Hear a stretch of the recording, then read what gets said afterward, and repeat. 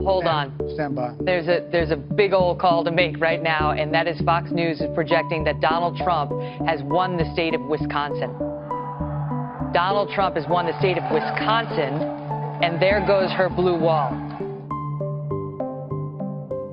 A lot of Republicans since 1984 in the presidential races have not been able to win in Wisconsin. Why would it be any different for Donald Trump? Well, I think Hillary Clinton is about the weakest candidate the Democrats have ever put up. And now we have photo ID, and I think photo ID is going to make a little bit of a difference as well. Donald Trump wins Wisconsin, surpassing the 270 electoral votes to take the presidency. Wisconsin is the one that helped him draw the inside straight. For the 2016 general election, the impact of the photo ID requirement was pretty significant. It was the first federal election where the photo ID law was in effect in the state of Wisconsin. There are estimates out there that as many as 225,000 people in the state of Wisconsin may not have a photo ID.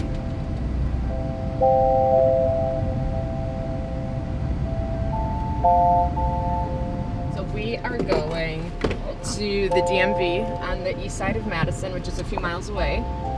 April and I met last week and made a plan to, she was going to bring her documents this week, and we're going to go together.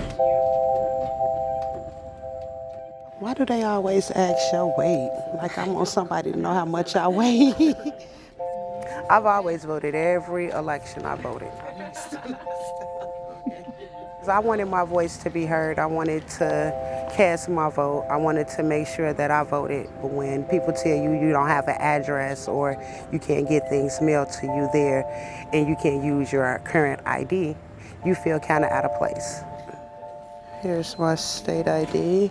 I'm registered to vote in Chicago, Illinois. So right now we're here at the DMV. I'm going to apply for my Wisconsin ID.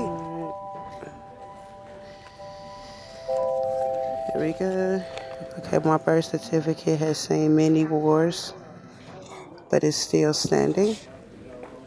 I always look at my birth certificate and think about my mom. She passed about 3 years ago. It's important because my mother never voted, so this really means more to me than anything. It's a good birth certificate.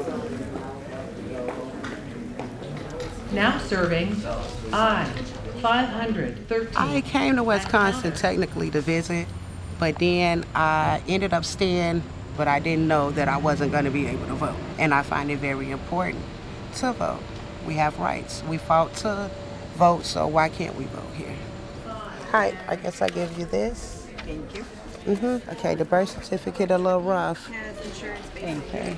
Wisconsin has one of the strictest voter ID laws in the entire nation. If you're gonna pass one of the strictest voter ID laws and then spend very little money telling your citizens how to comply, absolutely people are gonna be disenfranchised. To people who say everybody has an ID, I say, come shadow me for a day.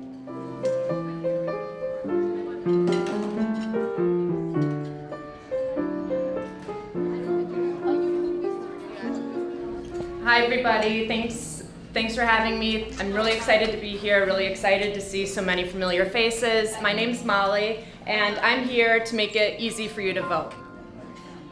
You know, just one morning at a church community outreach meal to see how many people don't know what they need to vote, how many people don't know where to turn for information on what they need, how many people I've already helped get an ID, and how many people are looking for help and answers on what they need to do to comply with the photo ID law. They'll send it right to that address. So I'm happy to go with you. We can go to the DMV together, or I can also arrange a free cab ride if you want to.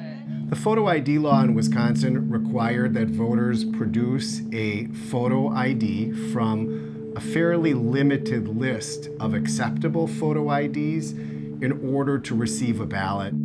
From the 2012 presidential election to the 2016 presidential election, we lost 41,000 voters. We had never seen a decline like that. And where we saw the greatest declines was really very predictable. We saw it in the most impoverished aldermanic districts in the city of Milwaukee. We're outside the Gwen T. Jackson School, which is the voting site for Ward 147 in the city of Milwaukee, and this is the ward in the city where we saw the greatest decline in voter participation. Around the school you see a lot of vacant lots, boarded up houses, physically demonstrating the effects of poverty and the challenges of poverty in this area. Every finger would point in the direction that there was something intentional in terms of the actions of the legislature when writing the photo ID law for the state of Wisconsin, which really represents a total disregard for the hardships that people in poverty faced around meeting the photo ID requirement and being able to vote in something as critical and important as a presidential election. I think it changed the outcome of the election in the state of Wisconsin. When we all go into the voting booth that day, it's really one of the only times where we're all equal. My vote, your vote, April's vote. That day, everybody has the exact same balance and the exact same power. I'm officially a Wisconsin resident as of today, so that makes me feel good and proud that I accomplished one of my goals for this year. I feel like everything else is gonna come into place now. I'm ready, I wanna vote. Even if it's just a little election, I wanna go and vote for whatever I can vote for.